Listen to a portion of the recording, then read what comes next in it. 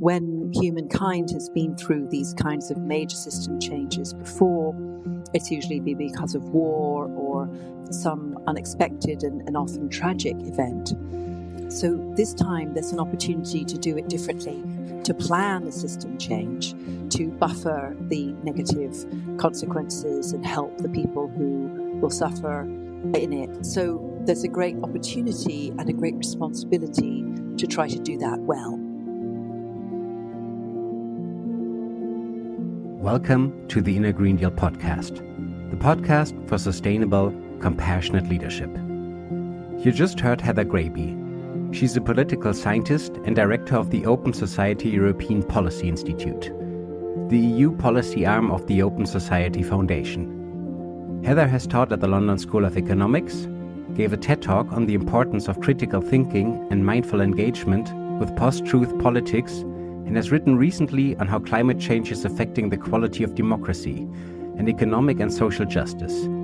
Together with her, we will explore the question, what new social contract do we need for a transition to sustainability?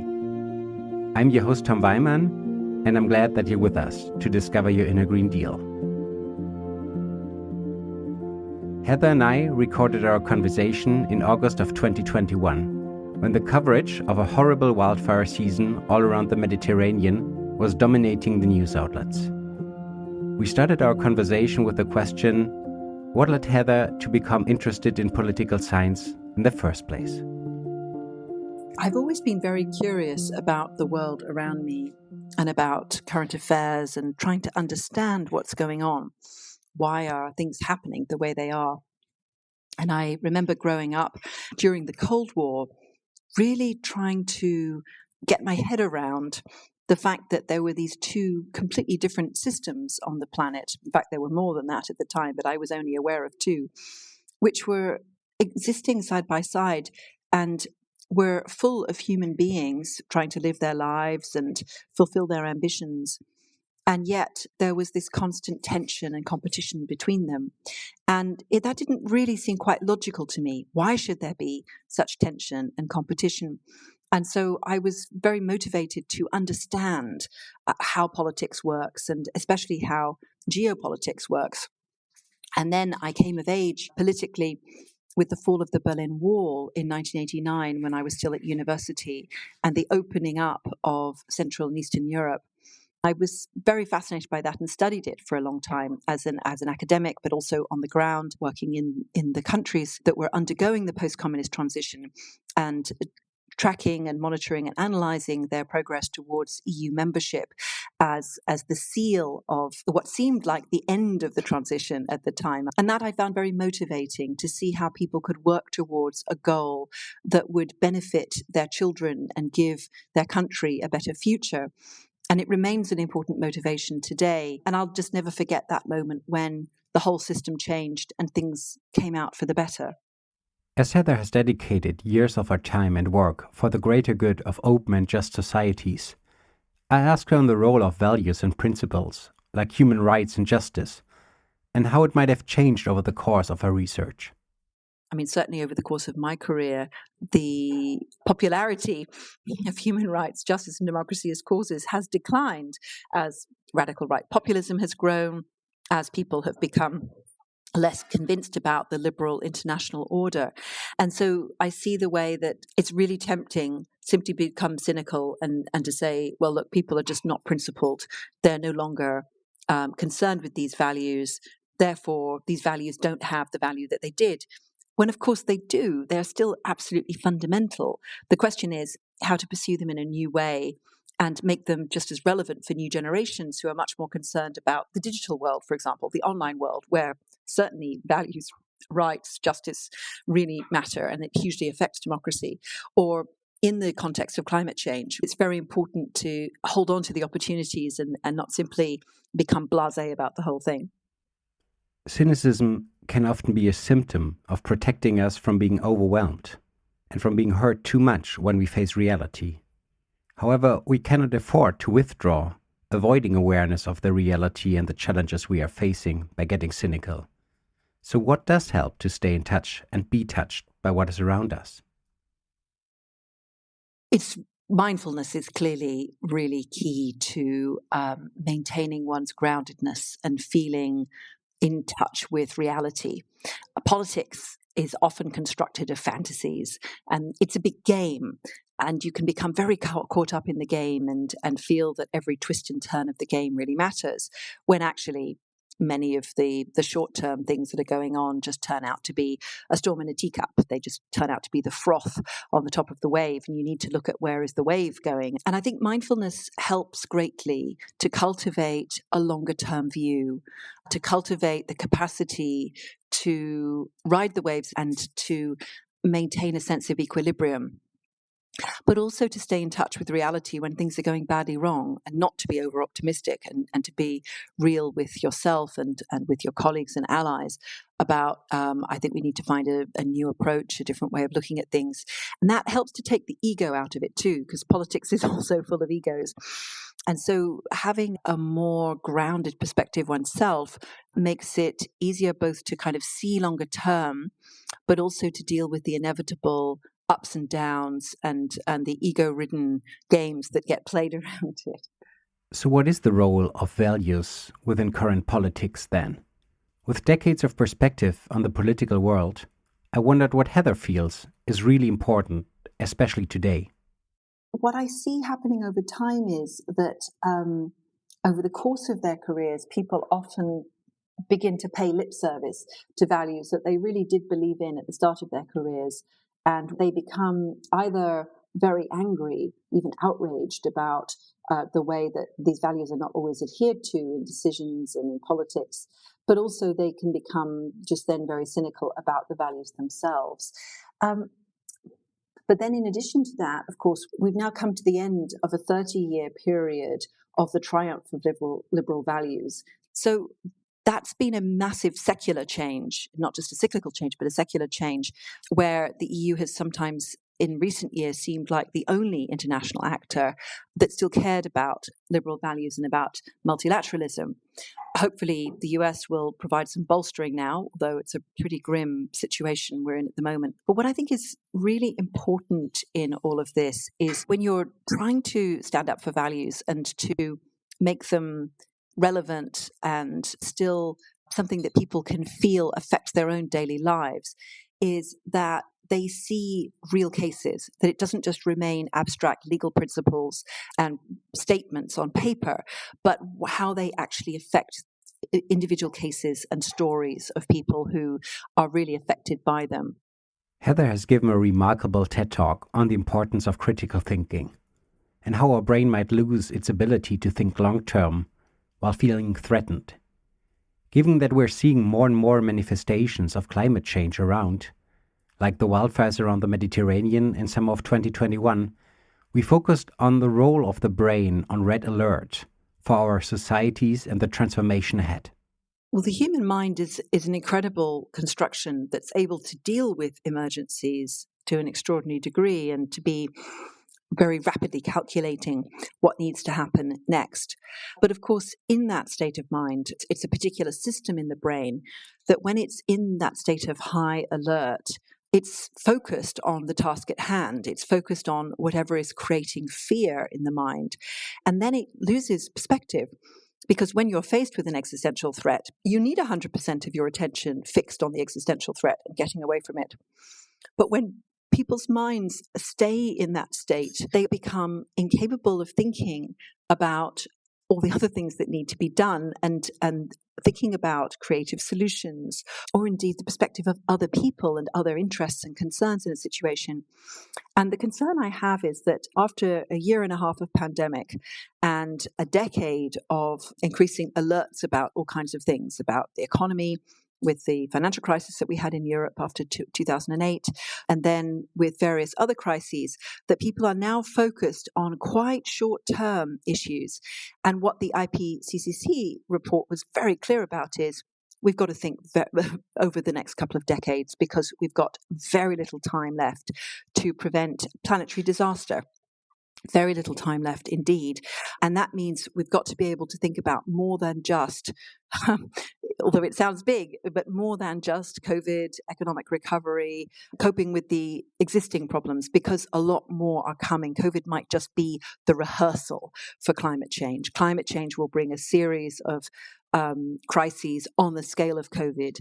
And so now is the time to start thinking about how to prevent those crises from happening by taking very rapid and much more radical action to prevent warming of the planet, but also loss of biodiversity and other important goals. And also to start thinking creatively about what kind of society do we want to live in, what kind of economy would in fact be sustainable. The research that we've done shows that many Europeans believe that a few add-on measures will be enough. It'll be enough just to change our lifestyles a little bit, and then everything will continue as before. But actually, that won't be. We're going to have to adjust to quite massive climate change, and we're beginning to see that because of looking at the wildfires this summer in the Mediterranean, but also the floods, of course, in Northern Europe, in Germany and in Belgium, where I live. There have been really terrible situations.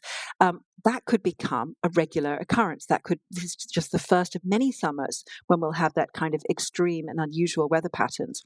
So we need to start working out how to be prepared for that and how to prevent that kind of damage, but also how are we going to change to a sustainable system where this planetary damage stops and even is reversed? How do we get to a situation where we actually start to not just to save nature, but to nurture nature, to help it to regrow, to bring it back into balance? And that's where we need a mindset that is much more creative, much more perceptive, much more caring and empathetic, and not only think about the immediate scary thing that politicians are shouting at us about. While our democracies negotiate the interests of so many different parties, trying to navigate a pathway towards sustainability, it is also about balancing the freedom of individuals with how that kind of freedom limits others in their own freedom and their chances. Heather has a remarkable reflection on that argument of freedom. The political battle that's now emerging over climate action and the system change to sustainability is being framed by quite a lot of political actors in terms of freedoms. And you hear parties like, for example, Alternative für Deutschland in the German federal election campaign claiming that the Greens want to take away your freedoms. They want to stop you from driving a car and eating meat and heating your house with your gas-fired boiler and flying for your holidays. And instead, they want to bring in more austerity and a much more restricted lifestyle. Now, this isn't in fact true. And I've noticed how the German Greens have started pushing back on that now in the campaign. In early August, they began really arguing that, no, this is about future liberties. It's about having choices, because if climate change goes ahead unabated, unmitigated, we'll have many fewer choices because we'll just have rising temperatures and sea levels and horrendous implications which limit our choices. And of course, the Bundesverfassungsgericht, the German Constitutional Court, earlier this year made this argument very powerfully, arguing that the German climate law must not limit the freedoms of future generations of Germans in favor of the freedoms of Germans now. So this freedoms argument is extremely important. It's important as a legal principle, because if you take into account the freedoms of future generations, then you get a very different set of priorities and in policy from just thinking about the interests and the votes of the people who live now. So it matters in legal terms and it matters in political terms. And it's also very important in thinking about the fact that all humans will be affected by this. This isn't just the freedoms of one country or another. There's a direct trade-off between the freedoms of Americans and Europeans to continue driving internal combustion engine vehicles and the loss of freedom that's already happening in Africa, for example, of people who have lost their farming land to drought or indeed to flood. So the damage that's already been caused has already led to a loss of freedoms. But of course, it's very appealing for populist parties to come up with a freedoms argument that makes it sound as if the future on our planet is just one of austerity. And that's also not true, because, in fact, you can have a sustainable economy in which people enjoy great prosperity, and they're also able to walk in the woods which have not been burned down or flooded. They're also able to enjoy clean air in cities that have less pollution than now. they also have the freedom to pursue a future in their country which might otherwise be flooded. Think of the Netherlands, for example, and have most of its land not be usable, for example, for farming. They have the freedom to continue to have food supplies and clean water. So this freedoms argument actually needs to be taken to its logical conclusion. If you want to continue driving your car, eating meat, flying, changing absolutely nothing in your current lifestyle in Europe, then you are limiting the freedom of your own children and grandchildren to enjoy a lower quality of life even than the one you have now. And you're certainly depriving a lot of other people on the planet of freedom. But of course, very few politicians are prepared to make that case. And I think they need to do so. And these notions of intergenerational justice and intercontinental justice need to come into play in climate justice, because what people in one country do directly and immediately affects what happens to other people. Some of our highest courts bear witness that by our actions, we are already right now limiting the freedom of our children and future generations to come. The scale of change ahead seems tremendous. Given Heather's background in researching the changes of political landscapes after 1989, I wondered how that change could be compared to the system change which is likely ahead of us. The climate transition is going to be 1989 on a global scale.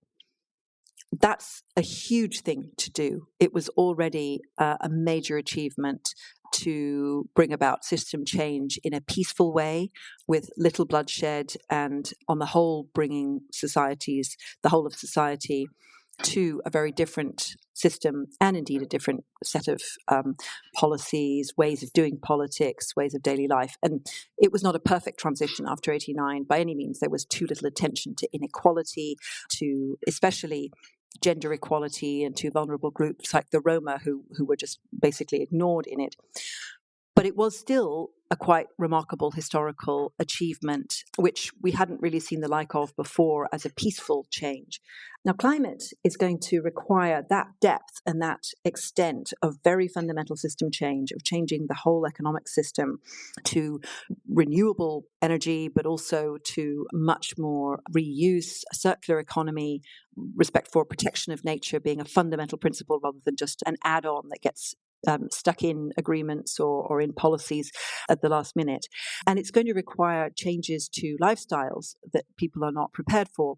Now, with 1989, that was greatly helped by the fact that there was an already existing society and economic model that political leaders could point to and could say, look, this can work. Yes, it's scary that we're going to privatize industry, that we're going to no longer control prices, that we're going to move to a market economy. But look, just there over the Berlin Wall, you can see it functioning in West Germany. Look, you can see it's happening all over Europe and in the United States, and people are prosperous as well as free.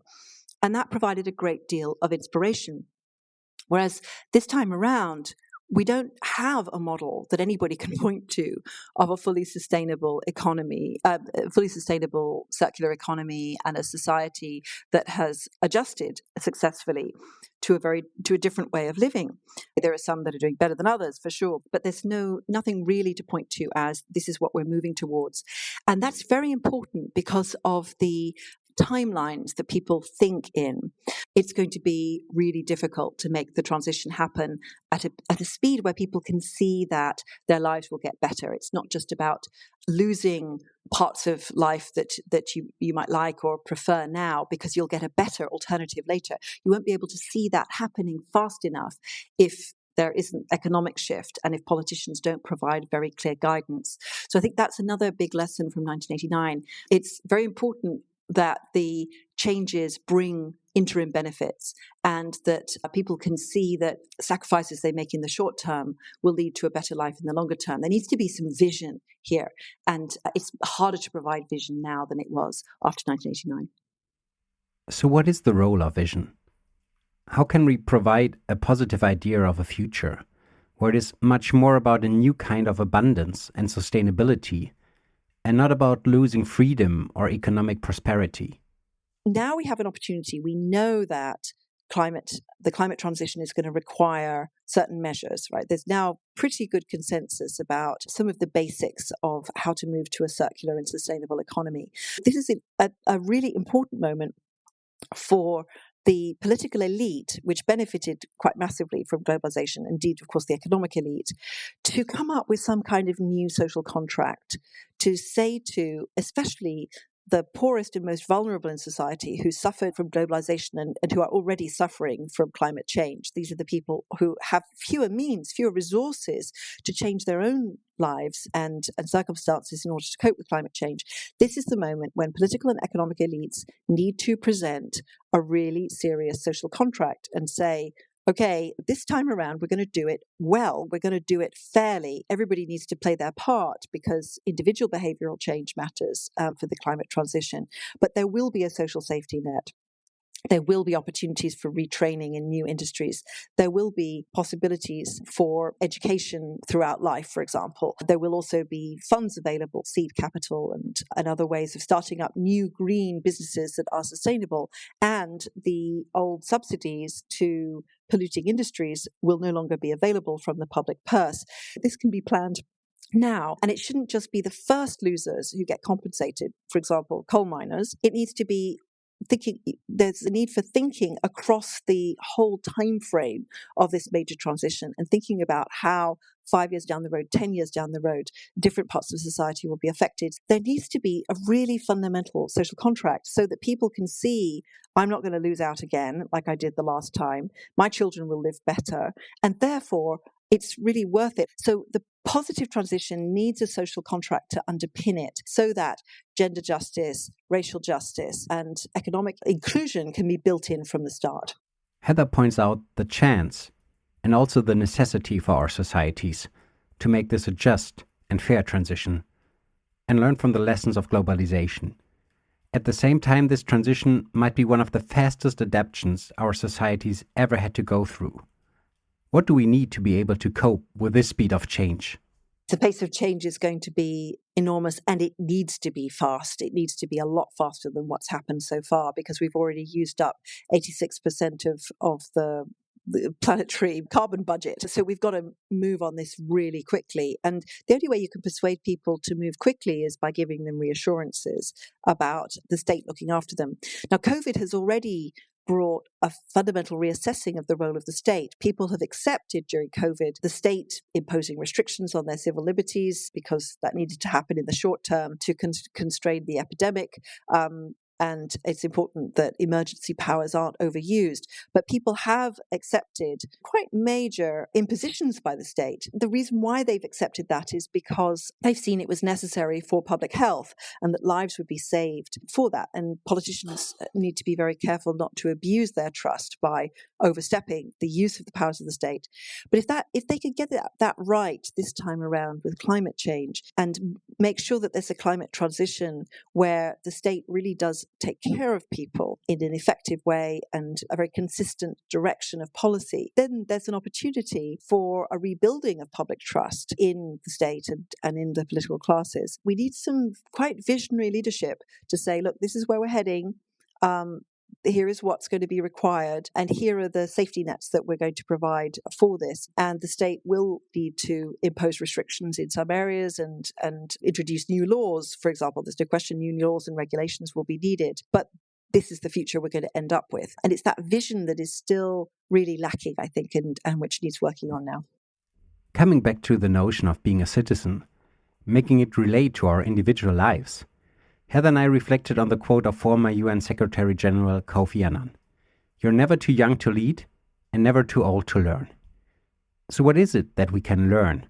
And how can everybody of us lead that change from next week on? There's a lot that individuals can do in terms of living more sustainably. And in fact, if all of us just cut our own individual carbon emissions by 20%, that would have a dramatic impact. I'm impressed by a project led by the Finnish research agency Sitra, where they have a questionnaire that more than 1 in 5 Finns have taken, where you answer a few questions about your lifestyle. And the program will tell you where you could make the biggest impact in terms of reducing your own carbon footprint and improving your own environmental impact. That kind of thing needs to be very widely available, because at the moment, our research shows that most Europeans are not very aware of what would be the most significant things that they could do as a personal contribution. People are aware of recycling. They're happy to do more recycling. They're even enthusiastic about it. They're much less clear about the role of diet, the role of modes of transport, the importance of how they heat their houses and indeed cool them in the summer. That's much less known. And it needs to be really easily available to people so that they can make their own individual choices. We come back to this whole question of freedoms. They can be free to choose how to reduce their carbon emissions in lots of ways. And then it's not just they won't just experience the climate transition as a series of don'ts and restrictive measures, but as a series of choices that they themselves can make. So I think that the Citra questionnaire should be really widely available and should be tailored, in fact, to more local circumstances. Plus, of course, there needs to be the right incentives set.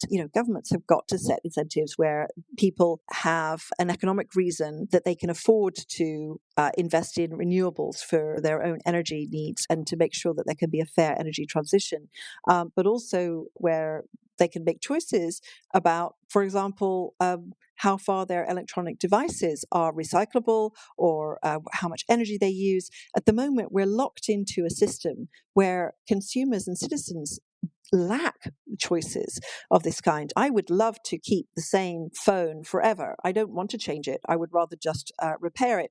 But I find myself locked into a cycle set up by the manufacturer of my phone, whereby I have to buy a new phone every few years. I try and make it extend for as long as possible, but it's very hard, certainly, to get to 5 years of having the same phone because of the constant changes that make it need more battery life, we need more storage space, and of course, more energy consumption.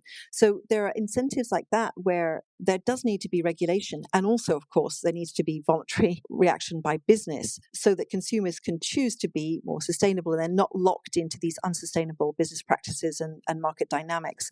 So these are all things that need to come quite fast so that, in fact, the power of individual motivation, which is high, in fact, most Europeans actually really want urgent action on climate, and they're prepared to do quite a bit to change their own lifestyles to save the planet and to have a habitable Earth in the future. They need to be given much more empowerment and resources in terms of information, but also in terms of financial incentives to take up those choices. I really like this mind shift, which could lie beneath the empowerment which Heather is describing. From being passively a part of a problem to actively being part of the solution. Yes, and people like being part of solutions.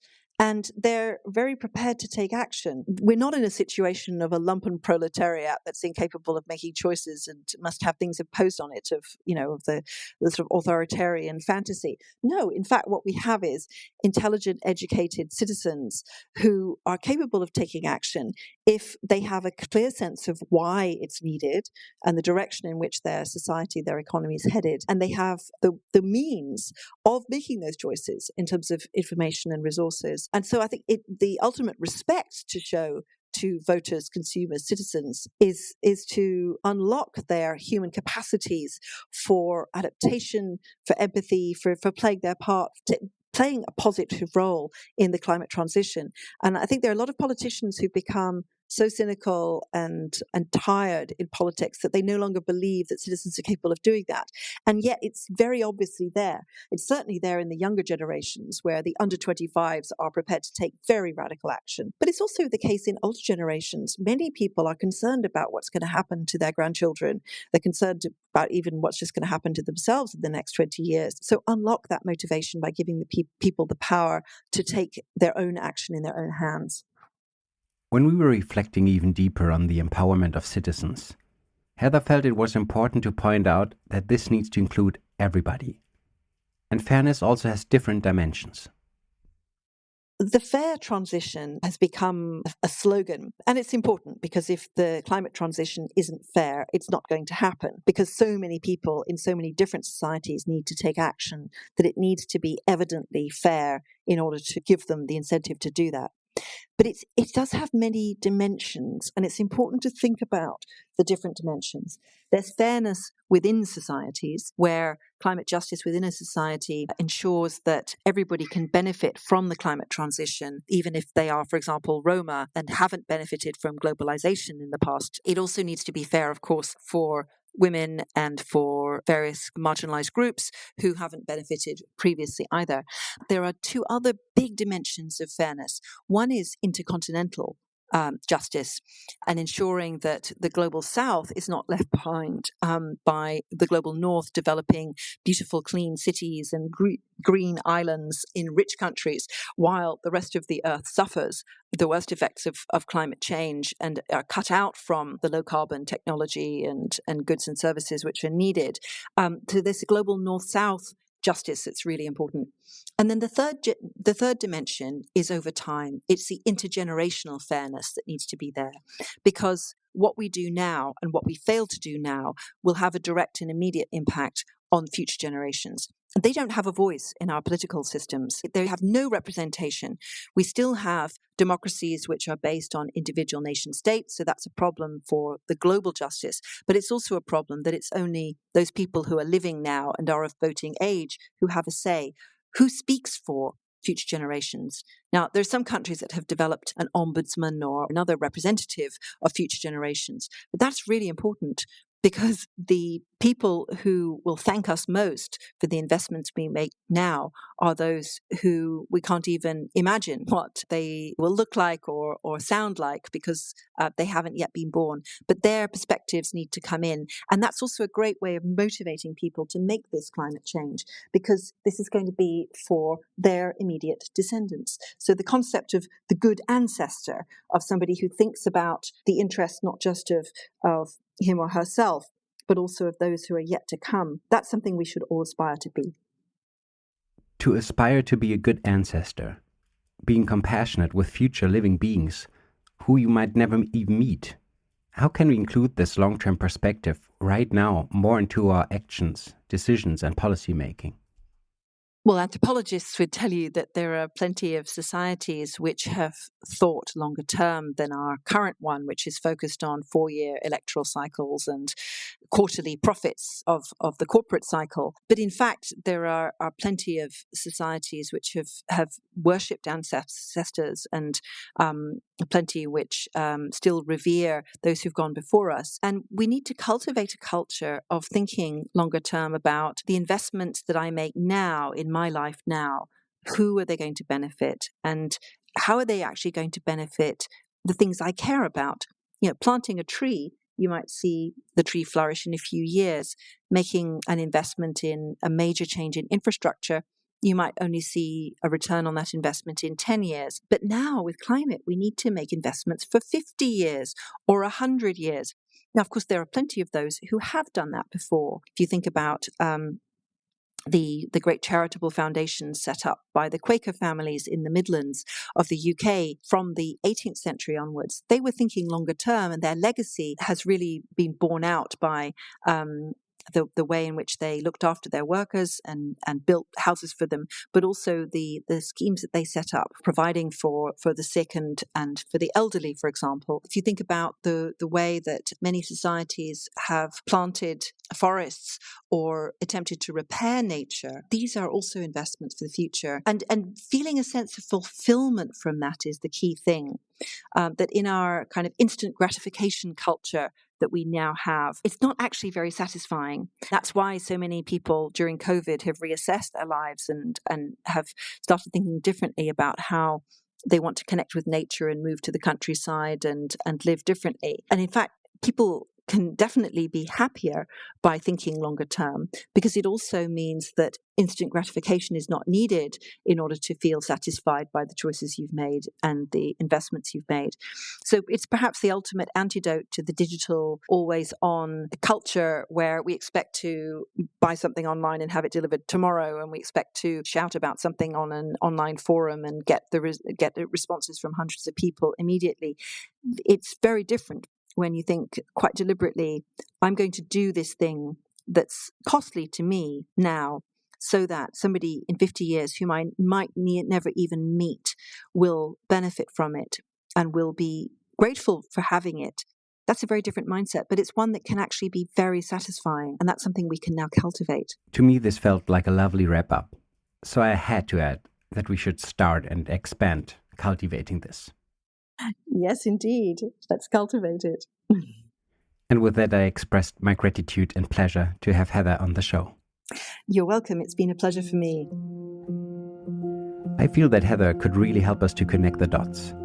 With all her knowledge and experience on political systems and the change of our societies after 1989, her outlook on the change ahead is grounded in decades of research and personal insights from within the EU. We know how to prepare, how to make it fair, and how to include citizens with a positive vision of a future where we preserve the freedom of future generations. So for this week, I invite you to contemplate together with me on these questions. How can I start to prepare for the change ahead so my brain will not go on red alert? How can I be part of the solution instead of feeling as part of the problem? What role do mindfulness and compassion play in my life? And how can they help me not to get cynical, but actually stay in touch and be touched by what I see around myself? In the upcoming episode, we will be welcoming Matt Scott. Matt was with the Bank of England, holds a Stanford MBA, and is Senior Director at Willis Towers Watson's Climate and Resilience Hub, where he helps to manage risk and navigate opportunities of a low-carbon, resilient economy. Together with him, we will explore the changing risk landscape due to climate change and the role of financial systems in moving towards a sustainable economy. If you would like to start a dialogue or support the Inner Green Deal, please reach out to us via the show notes. Thank you for being with us on the journey to an Inner Green Deal. Not just to save nature, but to nurture nature, to help it to regrow, to bring it back into balance. And that's where we need a mindset that is much more creative, much more perceptive, much more caring and empathetic